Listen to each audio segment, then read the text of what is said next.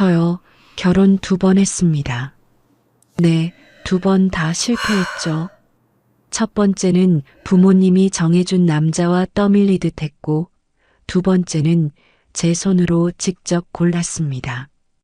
평생을 남이 정해준 대로 남 눈치만 보며 살다가 딱 한 번, 정말 딱 한 번 내 원하는 사람을 내 손으로 골랐어요.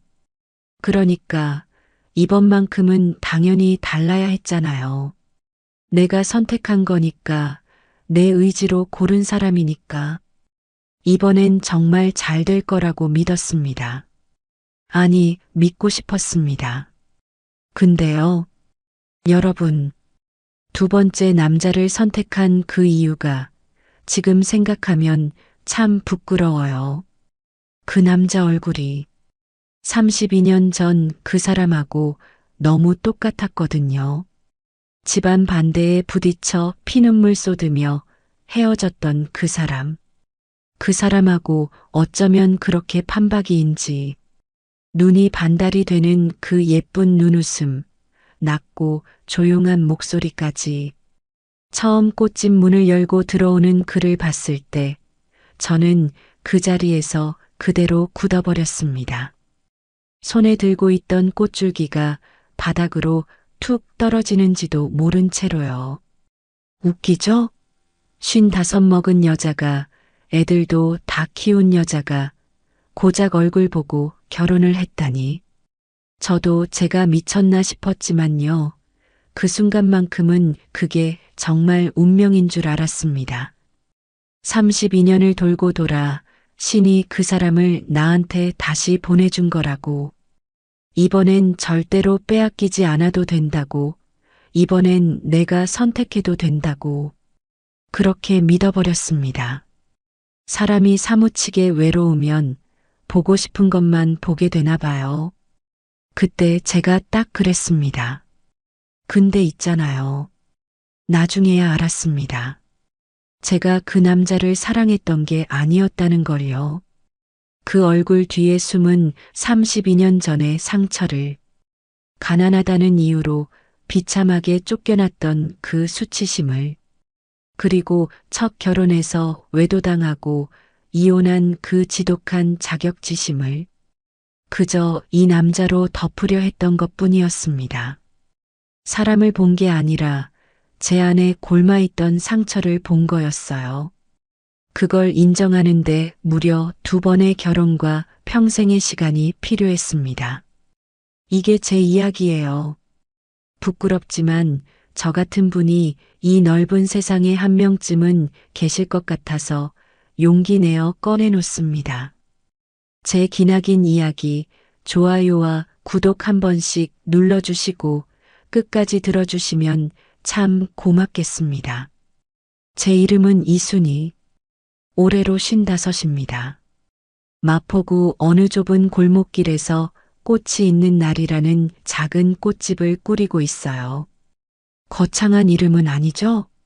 그냥 꽃이 있는 날만큼은 조금 덜 외로울 것 같아 지은 이름이에요. 돌아보면 제 인생, 제 마음대로 정하며 산 게 하나도 없더라고요. 결혼도, 이혼도, 다시 혼자가 된 것까지. 전부 파도에 휩쓸리듯 떠밀려온 일들이었으니까요.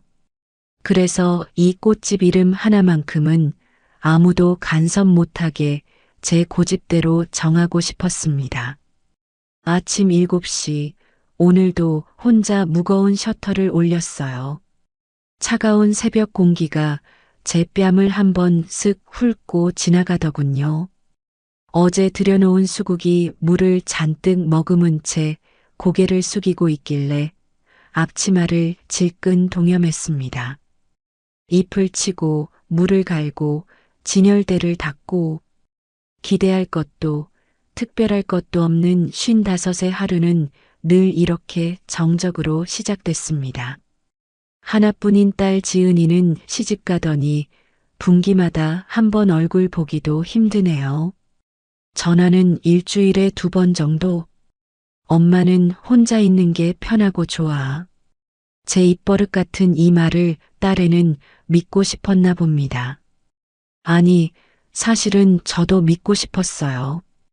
이 고요함에 익숙해졌다고, 이제는 정말 괜찮다고 말이죠.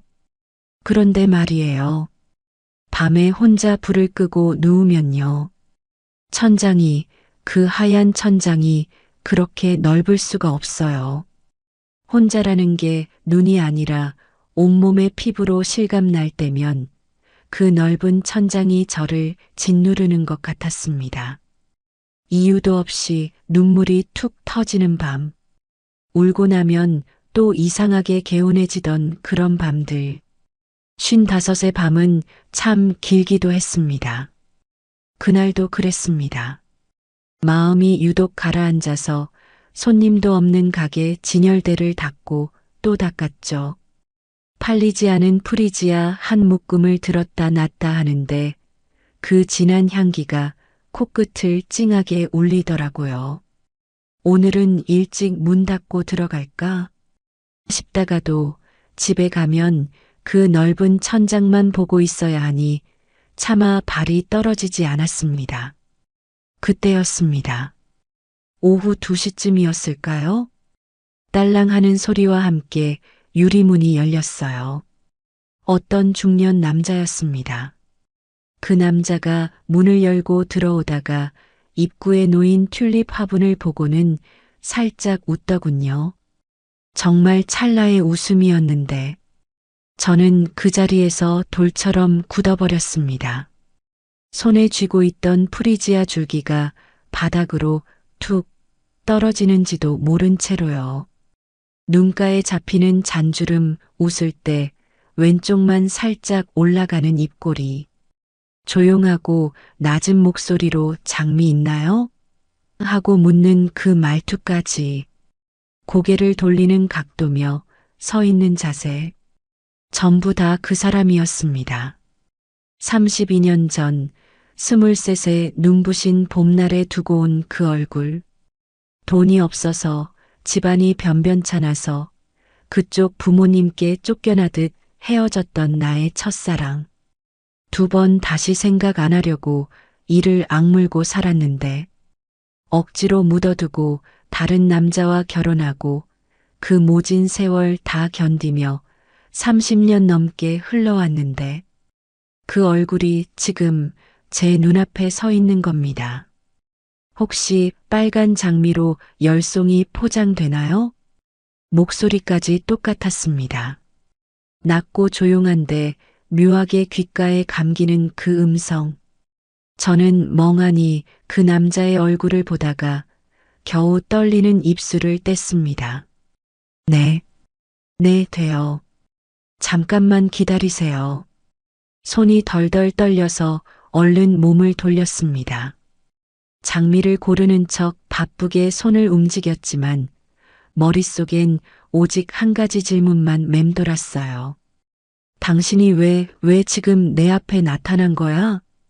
32년 만에 마주한 그 눈빛. 그 눈빛이 제 인생을 다시 흔들기 시작한 건 바로 그 순간부터였습니다. 그날 밤 결국 한숨도 못 잤습니다.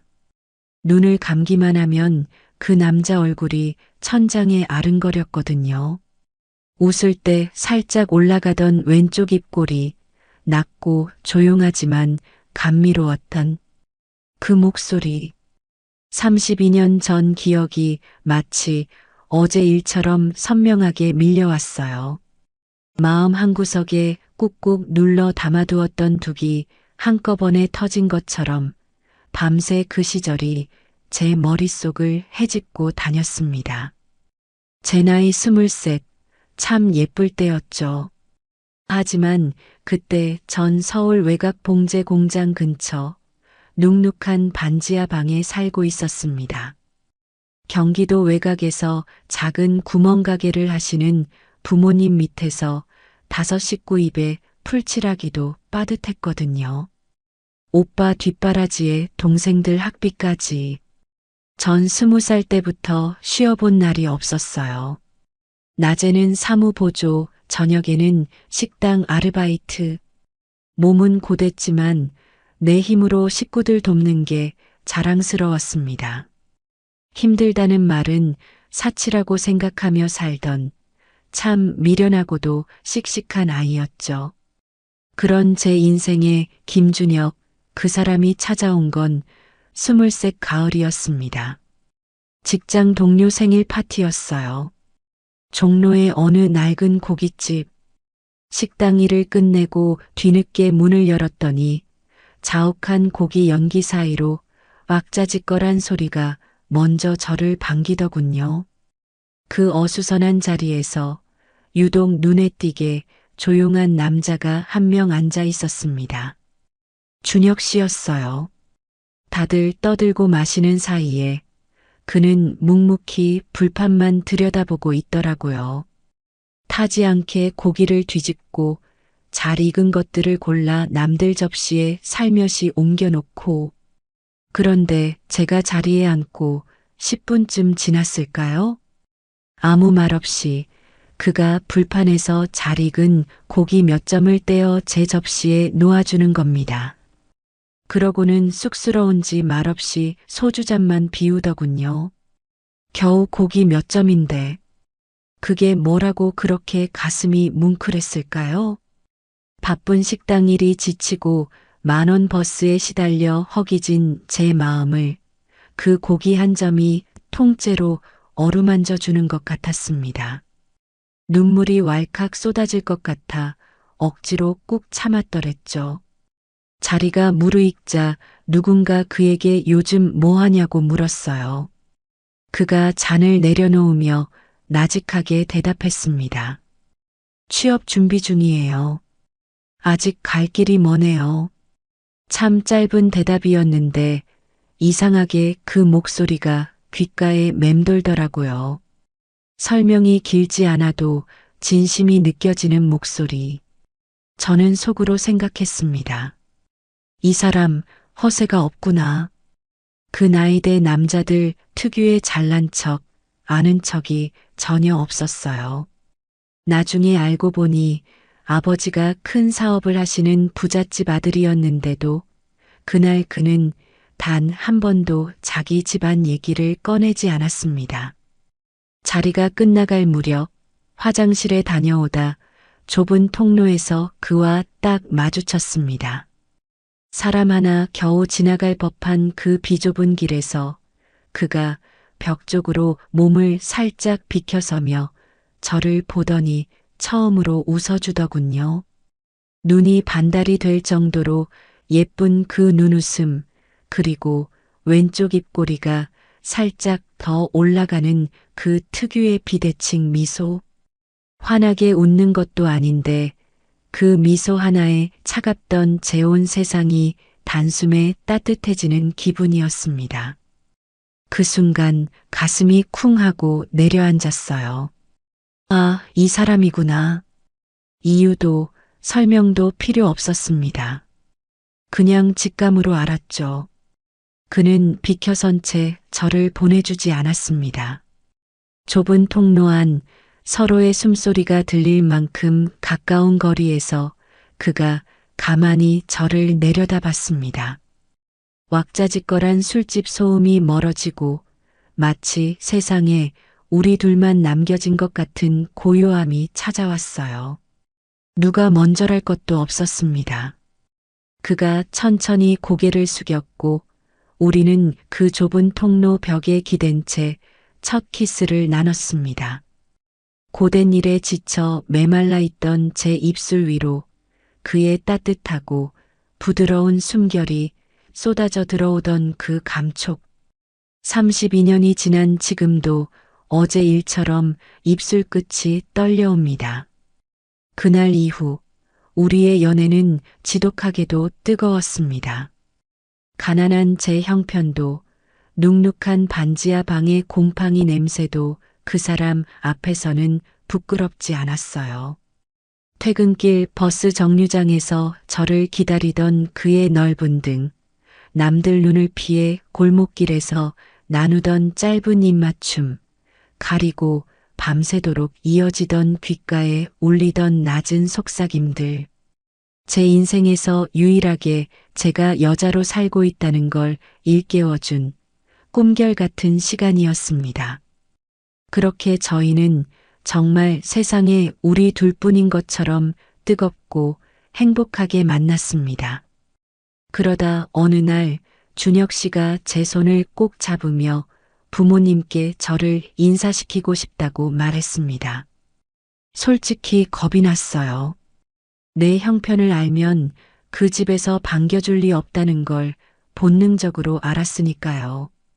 하지만 자기가 다 얘기해뒀다는 그의 말을 믿고 싶었습니다. 처음 발을 들인 강남의 아파트는 별천지였습니다. 현관의 대리석 바닥은 눈이 부셨고 거실의 소파 하나가 제 반지하 방 한 칸보다 비싸 보였어요. 과일 바구니를 든 제 손이 바들바들 떨렸습니다. 준혁 씨 어머니는 처음부터 끝까지 차가웠습니다. 밥상머리에서 시작된 호구조사, 아버지 직업, 형제 수, 대학 이름. 대답을 할 때마다 그분의 미간이 점점 좁아지는 게 보였어요. 전 그날 밥을 절반도 못 넘겼습니다.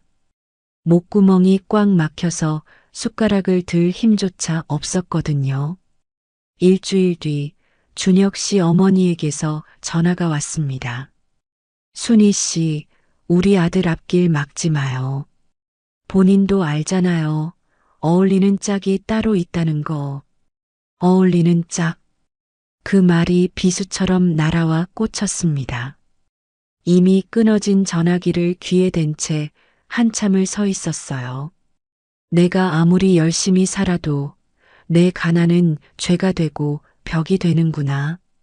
분하고 억울한데 그보다 더 서러운 건 제가 너무 초라하게 느껴져 창피하다는 거였습니다. 사흘 뒤 준혁 씨가 집 앞으로 찾아와 미안하다며 고개를 숙였습니다. 그의 눈을 볼 수 없었어요. 그가 나쁜 사람이 아니라서 나를 정말 진심으로 좋아해줘서 그래서 더 가슴이 찢어졌습니다. 우리는 그렇게 넘을 수 없는 벽 앞에서 손을 놓아야 했습니다. 한 달을 꼬박 울며 보냈습니다. 그리고 2년 뒤 저는 부모님이 정해주신 남자와 어쩔 수 없이 결혼했어요. 사랑인지 아닌지도 따지지 않았습니다. 어차피 내 선택이 맞은 적이 없었으니까 인생이 다 그런 거지 뭐. 그렇게 제 인생에서 나를 지우고 살기로 했던 겁니다. 그런데 32년이 지난 지금 그 얼굴이 다시 나타난 거예요. 마치 멈춰있던 제 심장을 다시 뛰게 만들려는 것처럼 말입니다. 첫 번째 결혼 생활이요?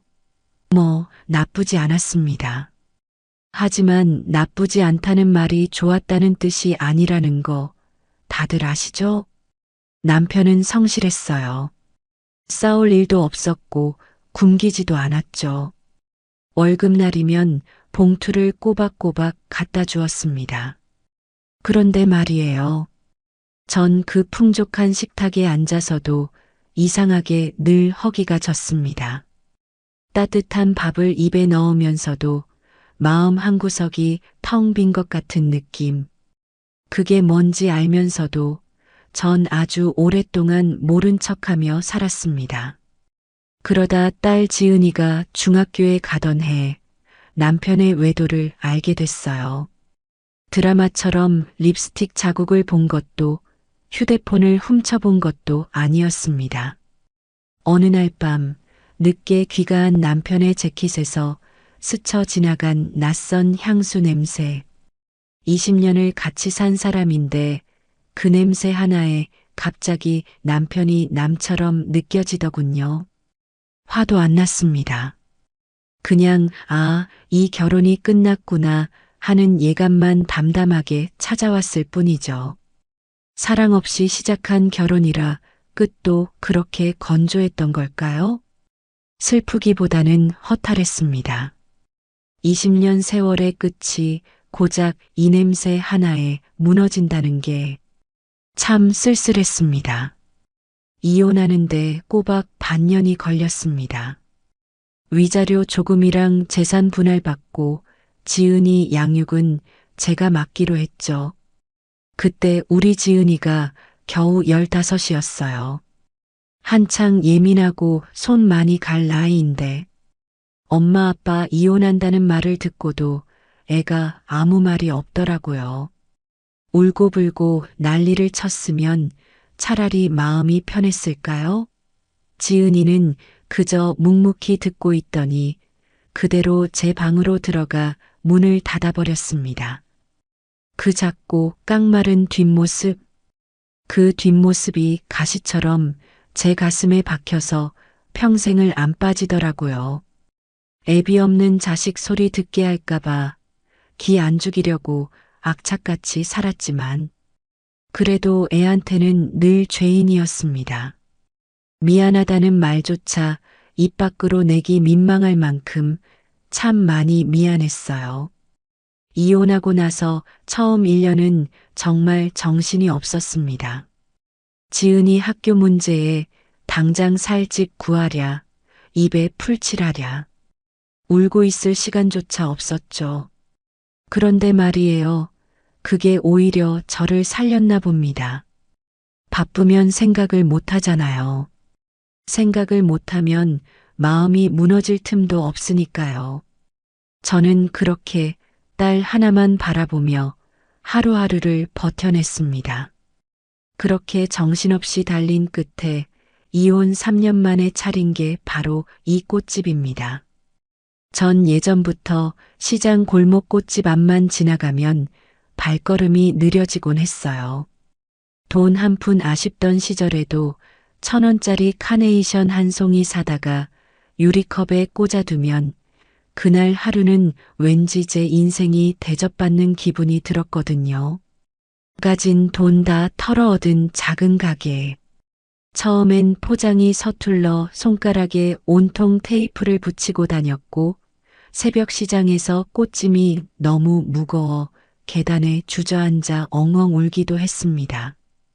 그렇게 울면서 다시 일어나서 또 꽃을 다듬으며 보낸 세월이 벌써 5년입니다. 이제 혼자 사는 것도 익숙해지고 마음의 평온을 찾았다 싶을 때였죠. 그 남자 박민수 씨가 다시 꽃집을 찾아왔습니다. 지난번에 장미 포장이 너무 예뻐서요. 근처 지나다 또 들렀습니다. 멋쩍게 웃으며 들어오는 그 사람을 보는데 제 가슴이 또 한 번 철렁 내려앉더군요. 그 이름은 박민수. 나이는 57. 대화를 나눠보니 웃음 코드도 비슷하고 말하는 속도며 분위기며 어쩜 그렇게 저랑 잘 맞는지요. 무엇보다 그 사람과 있으면 마음이 너무 편했습니다. 그런데 더 놀라운 건 그가 여태껏 단 한 번도 결혼을 하지 않은 미혼이라는 사실이었습니다. 그 나이 되도록 왜 혼자였냐는 제 물음에 그는 그저 인연을 못 만나서요. 라며 수줍게 웃더군요. 그 말을 듣는 순간 제 머릿속엔 미친 것 같은 망상이 피어오르기 시작했습니다. 아, 이 사람이 준혁이 대신 나를 기다려준 건가? 32년 전 못다한 우리 사랑을 완성하려고 하늘이 이 사람을 여태 혼자 둔 걸까? 준혁이가 나를 잊지 못해 다시 돌아온 것만 같았습니다. 머리로는 다른 사람인 걸 알면서도 가슴은 이미 그를 나를 기다려준 운명이라고 믿어버렸죠. 그리고 결정적으로 그가 웃을 때마다 자꾸 준혁 씨가 겹쳐 보였습니다. 눈이 반달이 되는 눈웃음, 살짝 올라가는 왼쪽 입꼬리. 그 미소를 보고 있으면 마치 32년 전 그 좁은 통로에서 나눴던 첫 키스의 온기가 다시 살아나는 것만 같았습니다. 32년 전, 내 의지가 아니라 가난 때문에 그 서슬퍼런 반대 때문에 억지로 떼어내야 했던 그 첫사랑에 대한 미련이 독처럼 제 온몸에 순식간에 퍼져나갔습니다. 그때 내가 조금만 더 용기를 냈더라면 어땠을까? 부모님이고 뭐고 다 버리고 그 사람 손을 잡았더라면 지금 내 인생은 좀 달랐을까? 그 지독한 후회가 비수가 되어 평생 가슴에 박혀 있었는데 눈앞에 이 사람이 마치 그 상처를 고쳐줄 치료제처럼 보였던 겁니다. 이번엔 늦지 말자. 이번엔 절대로 놓치지 말자. 그 조급함이 저를 떠밀었습니다. 오랜만에 다시 찾아온 기회를 놓칠까봐 저는 앞뒤 재지 않고 그 불길 속으로 뛰어들고 있었습니다. 제가 먼저 연락하고 제가 먼저 만나자고 했어요. 만난 지 2달 만에 재혼 얘기를 꺼내자 딸 지은이가 펄쩍 뛰더군요. 엄마 미쳤어? 그 아저씨에 대해 뭘 안다고 이래. 지은아, 내 눈엔 2달이겠지만 엄마 마음속에선 32년이었단다. 32년을 참아온 감정이 터지는데 그게 어떻게 빠르다고 할 수 있겠니? 오히려 너무 늦어버린 것 같아 숨이 가쁜데 말이야. 민수 씨가 만난 지 넉 달째 되던 날 공원 벤치에서 조용히 손을 잡으며 말했습니다. 나랑 같이 살아요. 내가 정말 잘할게요. 그 목소리가 32년 전 그 목소리와 겹쳐 들리는 순간 저는 참았던 눈물을 터뜨리고 말았습니다. 이번엔 제가 고른 거잖아요. 부모님이 등 떠민 것도 아니고 가난에 쫓겨 도망친 것도 아니고 내 의지로 내가 사랑하는 사람을 선택한 거니까. 2번이나 실패할 리 없어. 내가 선택한 사람이니까 이번엔 다를 거야. 그때 전 그렇게 믿었습니다. 아니, 그렇게 믿고 싶어서 눈을 감아버렸습니다. 그 선택이 어떤 결과를 가져올지 그때는 꿈에도 모른 채로 말이죠. 결혼식은 작게 치렀습니다. 가까운 친지들 모시고 식당 한 칸 빌려 조촐하게 밥 한 끼 먹는 걸로 대신했죠. 화려한 예식, 눈부신 드레스. 그런 게 다 무슨 소용인가 싶더라고요. 이미 한번 해봤잖아요. 구름대 같은 하객들 축복 속에 시작했던 첫 번째 결혼이 어떻게 무너졌는지 뼈저리게 겪어본 저로서는 형식보다 사람이 100배, 1000배 중요했습니다. 내 옆에 있는 이 사람, 민수 씨만 있으면 충분했습니다. 하지만 식장에서 내내 웃지 않던 딸 지은이의 얼굴이 자꾸 눈에 밟혔어요. 억지로 입꼬리를 올리는데 눈은 전혀 웃고 있지 않더라고요. 잠깐 화장실에서 마주쳤을 때 지은이가 제 손을 꼭 잡으며 낮게 속삭였습니다. 엄마, 힘들면 언제든지 말해. 참지 말고. 축하한다는 말 대신 돌아온 그 걱정 어린 목소리에 가슴이 철렁했지만 그땐 그냥 웃어넘겼습니다. 걱정 마, 지은아. 이번엔 다르니까. 엄마 진짜 행복해. 정말이지, 재혼 초기엔 꿈만 같았습니다. 민수 씨는 참 다정했어요. 아침이면 저보다 먼저 일어나 커피 향을 피워놓고 제가 출근하려고 서두르면 현관 앞에 제 운동화를 나란히 놓아주던 사람. 퇴근하고 지쳐 돌아오면 오늘 꽃 만지느라 고생 많았지? 하며 제 어깨와 다리를 주물러주던 그 손길. 그 작은 배려들이 차곡차곡 쌓이니까 꽁꽁 얼었던 제 마음이 봄눈 녹듯 녹아내리더라고요. 말이 없어도 어색하지 않은 사이. 소파에 나란히 앉아 텔레비전을 보다가 동시에 채널을 돌리고 싶어지는 그 기막힌 타이밍. 뭐 먹을까요? 하고 묻기도 전에 제 입맛을 귀신같이 알아맞히는 그 순간들. 아, 이게 정말 제대로 된 짝을 만난 느낌이구나.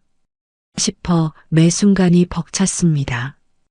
그리고 가끔 노을이 거실 깊숙이 들어오는 저녁이면요.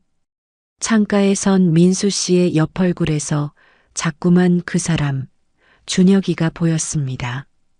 32년 전 미처 다 피우지 못하고 꺾였던 그 첫사랑의 그림자가 민수 씨에게서 아른거릴 때면 오래된 상처가 깨끗이 아물어가는 것 같은 착각마저 들었어요.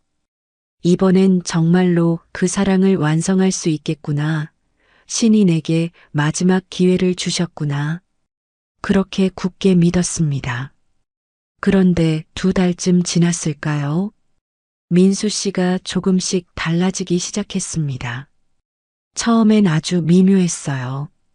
밤에 잠자리에서 저를 찾는 횟수가 부쩍 잦아졌습니다. 처음엔 우리가 아직 신혼이라 좋아서 그런가 보다 하고 대수롭지 않게 넘겼죠. 그런데 시간이 갈수록 도를 넘어섰습니다. 종일 꽃시장에 다녀와 손가락 하나 까딱할 힘이 없는 날도, 몸살기가 있어 으슬으슬 추운 날도 민수 씨는 개의치 않았어요. 제가 오늘은 너무 힘들다고, 좀 쉬고 싶다고 조심스레 말하면 그 다정하던 민수 씨의 얼굴이 순식간에 차갑게 굳어버렸습니다. 아무 말 없이 획 등을 돌리고 누워버리는데 그 넓은 등이 마치 거대한 벽처럼 느껴지더군요. 그 싸늘한 냉기는 다음 날 아침까지 이어졌습니다. 말수가 줄어들고 밥을 먹으면서도 핸드폰만 들여다보고 집안 전체에 가득 찬 그 무거운 침묵이 저는 너무 무서웠습니다. 어릴 때부터 집안 분위기가 가라앉는 걸 유독 힘들어했던 저는 그 냉기를 깨려고 안간힘을 썼어요. 민수가 좋아하는 반찬을 하고 먼저 살갑게 말을 걸고 그러면 민수 씨는 그제야 못 이기는 척 마음을 풀곤 했습니다. 그런데 이상하죠. 그 과정이 반복될수록 제가 점점 작아지는 기분이 드는 거예요. 제가 잘못한 것도 없는데 거절했다는 이유만으로 죄인이 되고 제가 먼저 사과해야만 평화가 유지되는 관계. 부부 사이에 이럴 수도 있지. 다들 이렇게 맞춰가는 거야. 스스로를 다독이면서도 문득문득 의문이 들었습니다. 내가 너무 예민한 건가? 내가 남편을 이해 못해주는 못된 아내인 걸까? 그때부터였던 것 같아요. 제가 제 자신의 감정조차 의심하며 눈치를 보기 시작한 게요. 어느 늦은 밤이었습니다. 유독 손님이 많아 기진맥진해서 누웠는데 옆에서 민수 씨의 기척이 느껴졌습니다. 민수 씨, 나 오늘 너무 힘들어요. 오늘은 그냥 자면 안 될까요? 제 짧은 거절에 민수 씨는 이번에도 어김없이 아무 말 없이 돌아 누웠습니다. 그 고요함이 그날따라 왜 그렇게 무겁고 숨이 막히던지 잠은 오지 않고 눈앞에 펼쳐진 천장은 끝도 없이 넓어 보였습니다. 혼자 살 때 느꼈던 그 넓은 천장. 재혼하면 다시는 안 느낄 줄 알았던 그 공허함이 옆에 남편을 둔 채로 다시 시작된 겁니다. 그 느낌의 정체가 무엇인지 그때는 미처 몰랐습니다. 살을 맞대고 누워 있어도 뼛속까지 파고드는 이 지독한 외로움. 그게 제 2번째 결혼을 무너뜨릴 거대한 재앙의 시작이었다는 걸 말이죠.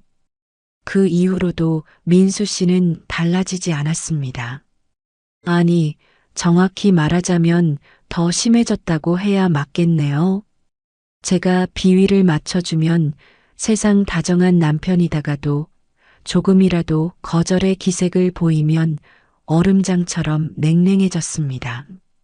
패턴이 어찌나 명확한지 어느 순간부터는 제가 민수 씨 눈치를 살살 보기 시작하더라고요. 어디가 아파도 말을 못하고 몸이 천근만근이어도 아무렇지 않은 척. 그게 부부 사이의 도리인 줄 알았습니다. 그런데 말이에요. 남편에게 저를 맞추면 맞출수록 이상하게 이순이라는 사람은 조금씩 사라지는 기분이 들었습니다. 그러던 어느 날이었어요. 10시가 넘도록 민수 씨가 들어오지 않았습니다. 걱정되는 마음에 전화를 걸었더니 2번 만에 툭 끊기더군요. 잠시 뒤에 온 문자는 고작 3글자. 곧 들어감 친구를 만났겠지. 술 한잔 했겠지. 그렇게 믿으려 했습니다. 그런데 문을 열고 들어온 민수 씨에게선 술 냄새가 전혀 나지 않았어요. 그는 씻고 나오더니 식탁 위에 핸드폰을 쓱 뒤집어 놓더군요. 티가 나지 않을 만큼 아주 자연스러운 동작이었지만 제 눈에는 그게 그렇게 선명할 수 없었습니다. 그때부터였어요. 제 안의 본능이 무섭게 깨어나기 시작한 게요. 전 남편이 바람을 피울 때도 딱 이랬거든요. 뒤집어 놓는 핸드폰, 길어지는 샤워 시간, 이유 없이 늦어지는 귀가. 지우고 싶던 그 끔찍한 기억들이 머릿속에서 파도처럼 밀려왔습니다. 아니야, 민수 씨는 달라. 내가 직접 고른 사람이잖아. 이 사람은 절대 그럴 리 없어. 저는 몇 번이고 제 자신을 다그쳤습니다. 하지만 한번 의심의 눈이 뜨이니 보이지 않던 것들이 쏟아져 들어오더군요. 외출 전에 유독 거울 앞에 오래 머물고 향수 뿌리는 횟수가 늘어나고 어디 가느냐고 물으면 대답이 짧아졌습니다. 무엇보다 그 대답들이 앞뒤가 맞지 않았어요. 어느 날은 친구를 만나고 왔다더니 며칠 뒤 우연히 엿들은 통화에선 그날 못 봐서 아쉬웠다는 소리가 들리더군요. 그 순간 제 가슴이 덜컥 내려앉았습니다. 머릿속이 하얘져서 아무렇지 않은 척 부엌 냉장고 문을 열었어요. 꺼낼 것도 없는데 그저 멍하니 열어두었습니다. 쏟아져 나오는 차가운 공기가 제 얼굴을 때리는데 그제야 숨이 좀 쉬어지는 것 같았습니다. 내가 예민한 거겠지. 설마 2번씩이나 내 인생에 이런 일이 생길까? 그 말을 주문처럼 외우고 또 외웠습니다. 그 무렵 딸 지은이가 꽃집에 들렀습니다. 가만히 제 얼굴을 살피더니 딸애가 묻더군요. 엄마, 얼굴이 왜 그래? 무슨 일 있어? 너무 피곤해 보여.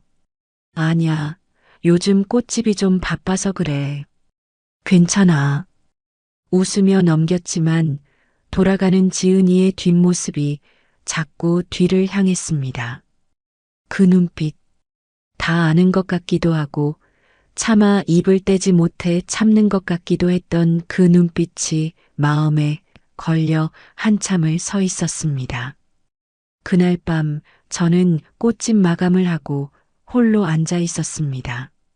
물통에는 온종일 주인을 찾지 못한 장미 몇 송이가 꽂혀 있었죠.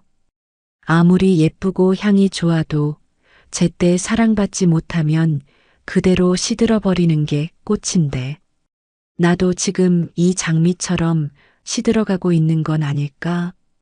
민수 씨의 핸드폰을 확인하고 싶다는 생각이 목 끝까지 차올랐지만 차마 손을 뻗지 못했습니다.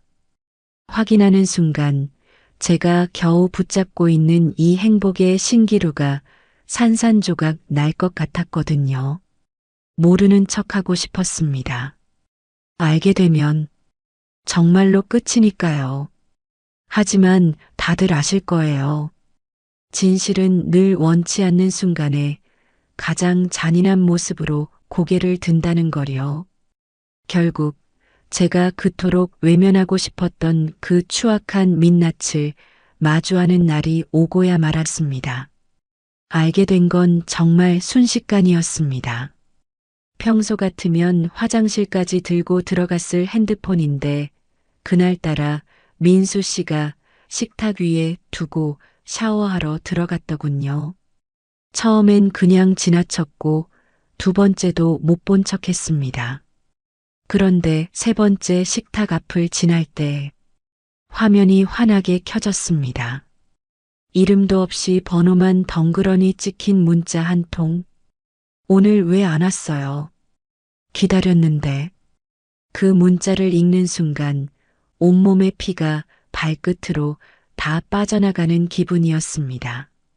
손끝은 얼음장처럼 차가워졌는데 이상하게 머릿속은 아주 선명해지더군요.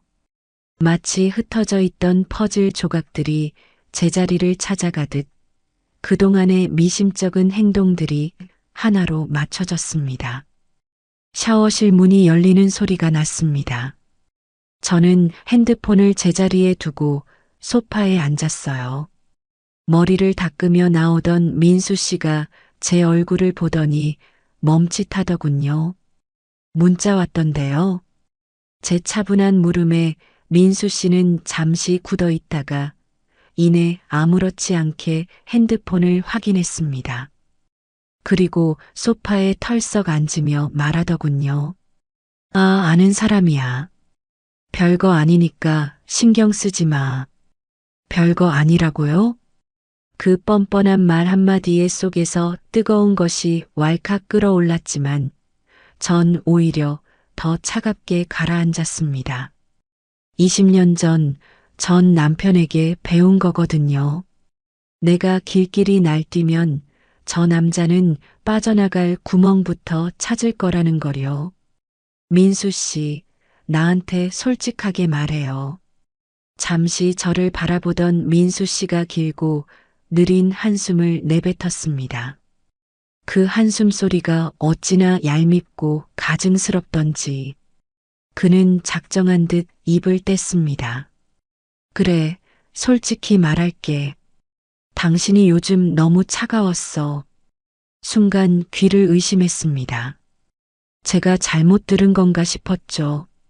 내가 가까이 가면 당신 맨날 피곤하다, 힘들다. 부부 사이에 그게 안 되면 그게 남남이지 뭐야. 나도 남자고 사람인데 나보고 어쩌라고. 기가 막혀서 입이 떨어지지 않았습니다. 종일 꽃집에서 일하느라 부르튼 손발을 이끌고 집에 온 아내에게 몸이 아파 거절한 게 죄라고요? 그게 바람 피운 이유가 된다고요? 그게 지금 나한테 할 변명이에요? 목소리가 파르르 떨렸습니다. 변명이 아니라 타당한 이유지. 민수 씨는 태연했습니다. 미안한 기색은커녕 오히려 저를 탓하는 그 당당한 눈빛. 그 순간 20년 전에 그 지독한 장면이 겹쳐 보였습니다. 그래서 어쩔 거냐? 전 남편이 이혼 도장을 찍기 직전에 던졌던 그 말. 30년 세월이 흐르고 사람이 바뀌었는데 어쩜 끝에서 내뱉는 말은 토씨 하나 안 틀리고 저렇게 똑같을까요? 자기 잘못을 내 탓으로 돌려버리는 저 비겁한 방식이 제 가슴을 도려내는 것 같았습니다. 눈물이 났습니다. 슬퍼서가 아니었습니다. 분해서도 아니었고요. 이 사람에게서 첫사랑 준혁이를 보려 했던 제 자신이 너무 한심해서 30년 전 상처를 이 사람으로 치유하려 했던 제 어리석음이 너무 기가 막혀서 저 스스로에게 화가 나 눈물이 멈추지 않았습니다. 저는 아무 말 없이 방으로 들어와 문을 닫았습니다. 어두컴컴한 방 안 침대 끝에 걸터 앉아 있는데 등에서는 식은땀이 흘렀습니다. 거실에서는 민수 씨가 텔레비전을 켜는 소리가 들리더군요. 깔깔거리는 예능 프로 소리, 채널 돌아가는 소리. 저 사람은 지금 이 방문 너머에서 내가 울고 있다는 걸 알까? 알면서 저러는 건지, 몰라서 저러는 건지. 어느 쪽이든 끔찍하긴 마찬가지였습니다. 핸드폰을 들었다가 내려놓기를 반복했습니다. 지은이에게 전화하고 싶었지만 차마 누를 수가 없었어요. 엄마가 또 실패했다. 지은아. 내 말 들을걸. 엄마가 또 바보같이 당했어. 그 말을 차마 제 자식 입에 올릴 수가 없었습니다. 첫 번째는 내 선택이 아니었으니까 실패한 거라고 위로라도 했지. 그런데 내 손으로 고른 두 번째는 이제 무슨 핑계를 대야 할까? 밤새 천장을 바라보며 스스로에게 묻고 또 물었습니다. 제 인생의 두 번째 선택이 첫 번째보다 더 잔인한 부메랑이 되어 돌아온 그 밤이 그렇게 지나가고 있었습니다. 그 이후로 민수 씨와 며칠을 거의 말을 안 하고 지냈습니다. 한 집에 살면서 말을 안 한다는 게 어떤 건지 해보신 분들은 다 아실 거예요. 밥을 같이 먹으면서도 달그락거리는 숟가락 소리만 들리는 그 무게감. 텔레비전 소리가 유일한 대화가 되어버린 저녁. 화장실 가는 타이밍조차 서로 피하게 되는 그 어색함까지. 저는 그 시간이 너무나 싫었습니다. 그런데도 먼저 말을 걸 수가 없더군요. 내가 왜 먼저 풀어야 하나 싶은 오기와 그냥 이 냉기를 끝내고 싶다는 간절함이 매일같이 머릿속에서 싸웠거든요. 꽃집에 나가는 게 그나마 숨통이 트이는 길이었습니다. 아침 일찍 셔터를 올리고 물을 갈고 꽃을 다듬는 동안은 아무 생각도 안 해도 됐으니까요. 손이 바쁘면 머리가 비워졌고 손님이 오면 억지로라도 웃을 수 있었습니다. 꽃집 안에서만큼은 제가 꽤 괜찮은 사람인 것 같았죠. 진짜 문제는 문을 닫고 집으로 돌아가는 그 순간부터 시작됐습니다. 민수 씨가 먼저 말을 걸어온 건 닷새째 되던 날이었어요. 퇴근하고 들어오니 식탁 위에 밥이 차려져 있더군요. 민수 씨가 직접 한 거였어요. 된장찌개랑 계란말이 뭐 별거 아닌 반찬이었지만 그래도 정성껏 차려진 식탁이었습니다. 민수 씨가 아무렇지 않게 말했죠. 밥 먹어요. 저는 잠깐 그 식탁을 멍하니 바라봤습니다. 앉아야 할지 말아야 할지. 결국 의자를 끌어당겨 앉았습니다. 둘이 말없이 밥을 먹다가 민수 씨가 먼저 입을 열더군요.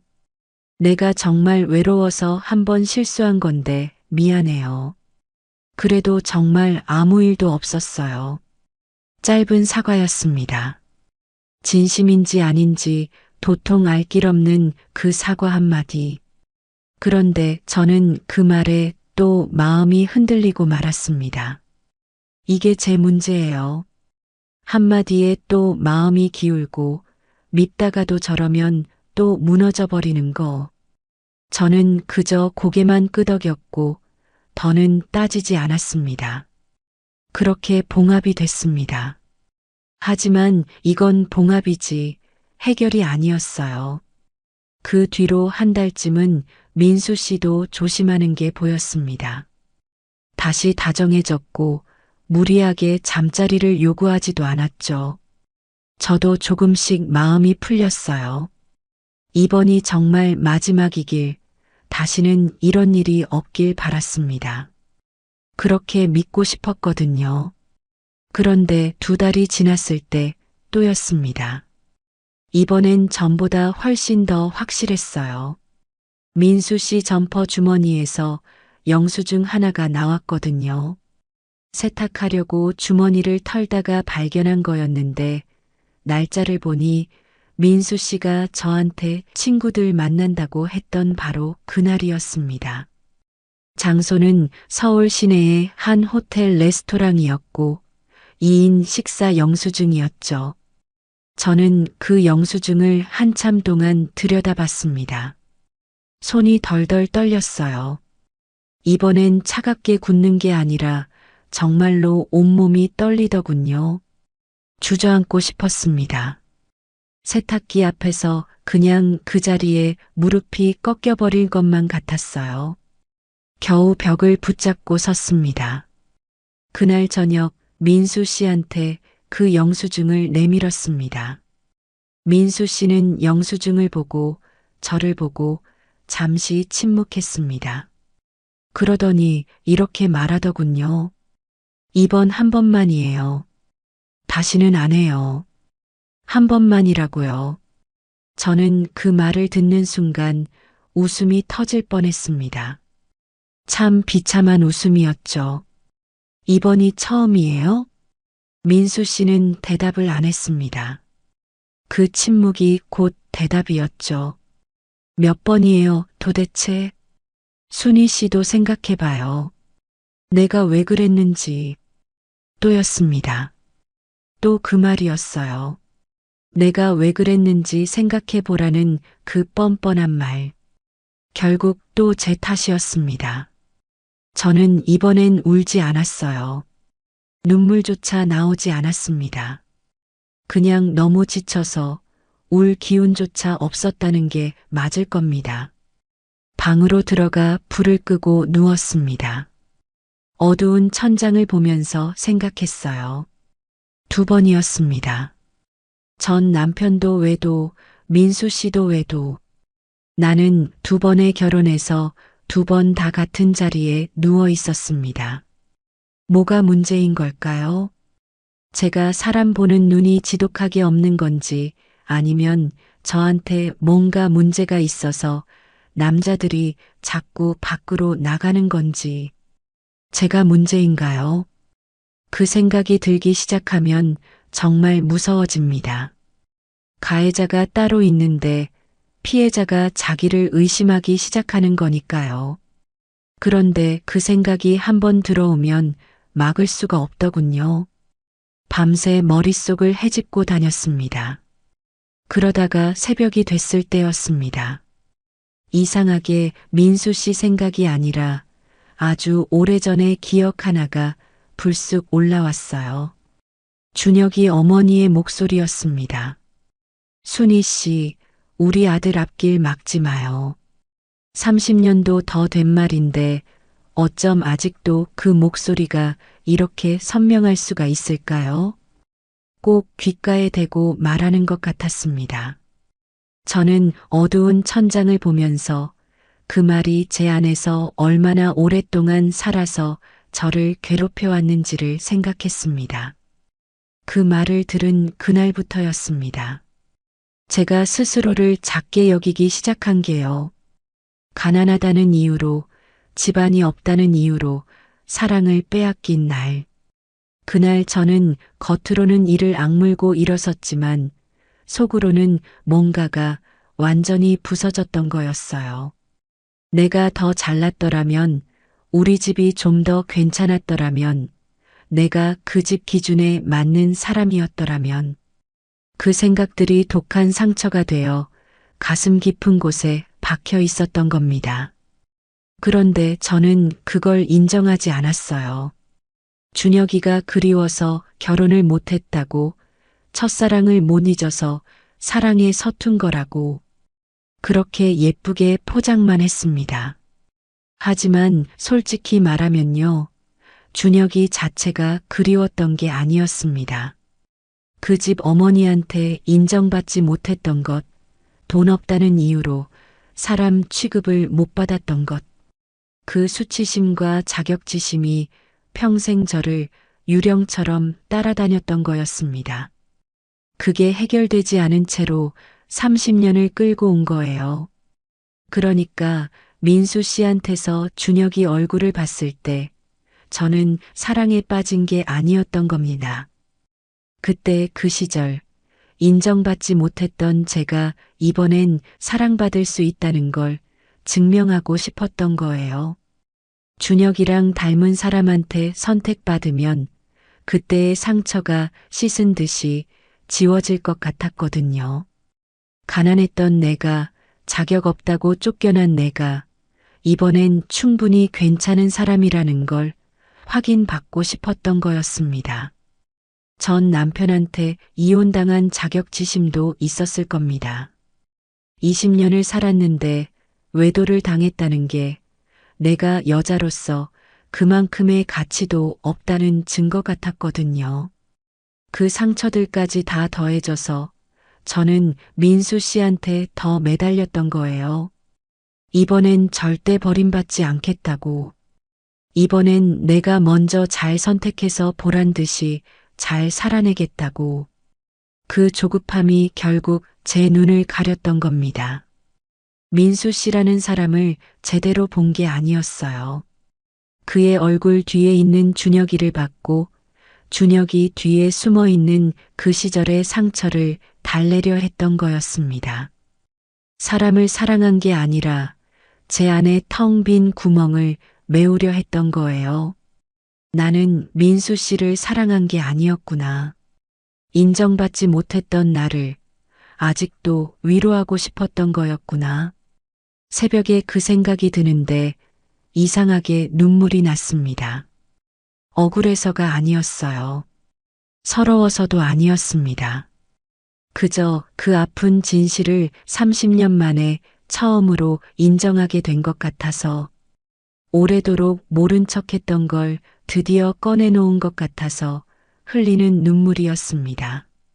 창밖이 서서히 밝아오기 시작했습니다. 저는 그 푸르스름한 새벽빛을 보면서 생각했어요. 이제 그만해야겠다고. 민수 씨와의 결혼을 끝내야겠다는 결심 이전에 이 비겁한 방식을 먼저 그만해야겠다는 생각이었습니다. 내 상처를 다른 사람으로 덮으려는 짓, 인정받지 못한 과거를 지금의 누군가에게 보상받으려는 것, 그 어리석음이 저를 2번 다 같은 자리에 누워 울게 만들었다는 걸 이제는 알았습니다. 아무도 그 상처를 대신 지워줄 수 없었어요. 처음부터 내가 해야 하는 일이었는데 그걸 너무 늦게 알았습니다. 하지만 이제라도 알게 되어 참 다행이라는 생각이 드는 그런 새벽이었습니다. 민수 씨에게 이혼 이야기를 꺼낸 건 그 새벽이 지나고 사흘 뒤였습니다. 특별한 계기가 있었던 건 아니에요. 그냥 여느 날처럼 저녁을 먹고 나서 텔레비전을 보는 그 사람 옆에 앉아 조용히 입을 뗐습니다. 목소리가 떨릴 줄 알았는데 이상하게 참 차분하더군요. 민수 씨, 우리 그만해요. 리모컨을 내려놓은 민수 씨가 저를 빤히 쳐다봤습니다. 한동안 방 안에는 정적이 흘렀죠. 제가 다시 잘해볼게요. 참아볼게요. 그의 말에 저는 가만히 고개를 저었습니다. 그 말 믿었다가 2번 당했어요. 3번은 도저히 못하겠네요. 민수 씨는 입을 달싹이다가 이내 다물어 버렸습니다. 제 눈빛에서 이미 끝났다는 걸 읽었나 봐요. 길게 싸우지도 않았습니다. 그럴 기력도 붙잡을 마음도 제겐 남아있지 않았거든요. 그리고 무엇보다 저는 알아버렸습니다. 그가 60이 다 되도록 왜 단 한 번도 결혼하지 못했는지, 그 화려한 미혼의 실체를 말이죠. 인연을 못 만나서가 아니었습니다. 그는 그저 한 여자에게 정착할 수 없는 사람이었을 뿐이었어요. 이 여자 저 여자를 전전하며 자극만 쫓는 병적인 성도착에 가까운 그 지독한 습성. 그게 그가 결혼이라는 울타리에 들어오지 않았던, 아니 못했던 진짜 이유였습니다. 제가 운명이라고 믿었던 그의 미혼은 사실 누군가의 인생을 망치지 않기 위해 하늘이 격리해둔 경고였던 셈이죠. 그걸 모르고 저는 나를 기다려준 수뇌보라며 제 발로 그 덫에 걸어 들어갔던 겁니다.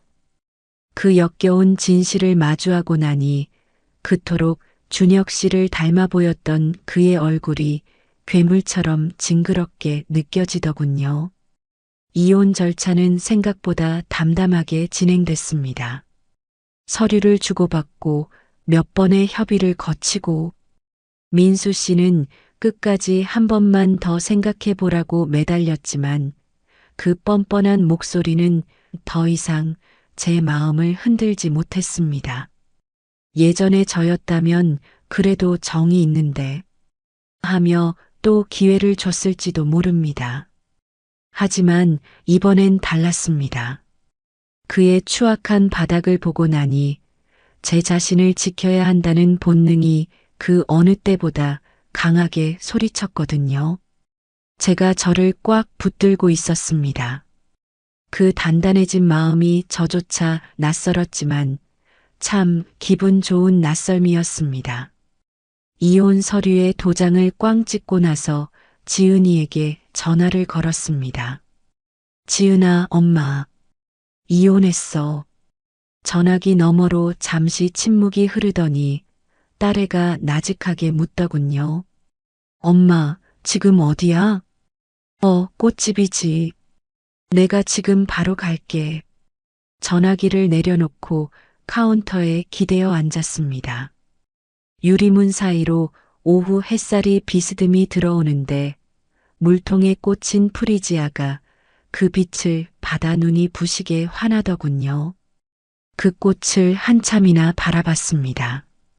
1시간쯤 뒤 문을 열고 들어온 지은이가 저를 보자마자 아무 말 없이 꼭 안아주었습니다.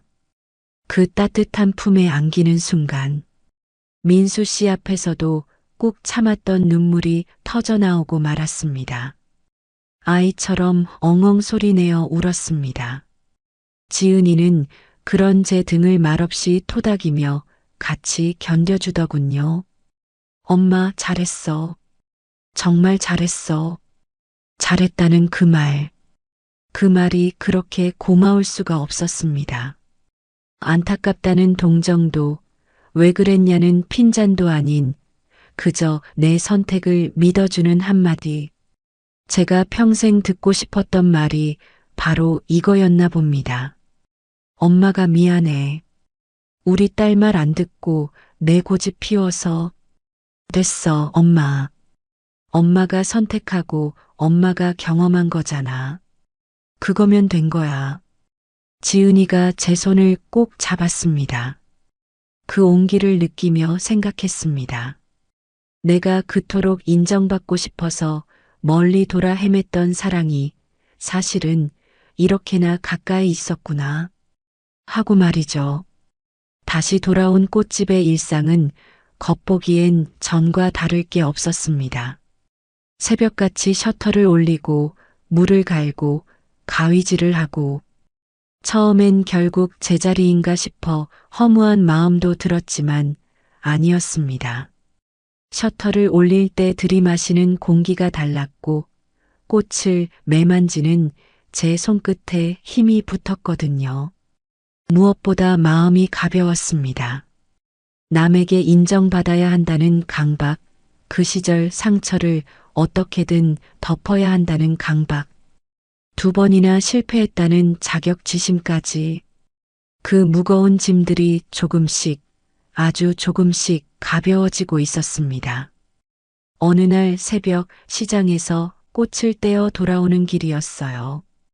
차가운 새벽 공기를 마시며 양손 가득 꽃 뭉치를 들고 걷는데 이상하게 발걸음이 구름 위를 걷는 듯 가벼웠습니다. 잠시 멈춰서서 아직 별이 남아있는 어둑한 하늘을 올려다봤죠. 이 정도면 참 괜찮다. 거창한 성공은 아니어도 괜찮습니다. 2번 결혼하고 2번 이혼했지만 지금 이 새벽에 내 꽃집을 향해 당당히 걸을 수 있다는 것. 나를 사랑해주는 딸이 있고 무엇보다 진짜 나를 되찾았다는 것. 그거면 충분했습니다. 준혁이 어머니께 문전박대 당했던 23세 이순이도 외도로 마음이 찢겼던 40의 이순이도 그리고 닮은 얼굴에 소가 또 한 번 넘어졌던 55의 저도 결국은 무너지지 않고 여기까지 걸어왔습니다. 2번 다시 일어섰습니다. 그러면 된 거 아닌가요? 저는 다시 걷기 시작했습니다. 꽃 뭉치를 단단히 쥐고 제 소중한 일터를 향해 걸어갑니다. 사랑에 실패한 게 아닙니다. 잠시 길을 잃었던 저를 비로소 되찾은 것뿐입니다. 꽃집 셔터를 올리는 제 손에 기분 좋은 힘이 들어갑니다. 혹시 제 이야기가 남일 같지 않은 분들이 계신가요? 사랑이라고 믿었는데 사실은 누군가에게 인정받고 싶어 발버둥 쳤던 건 아니었나요? 그리움인 줄 알았는데 알고 보니 상처 입은 어린 날의 자신을 그리워했던 건 아니었나요? 괜찮습니다.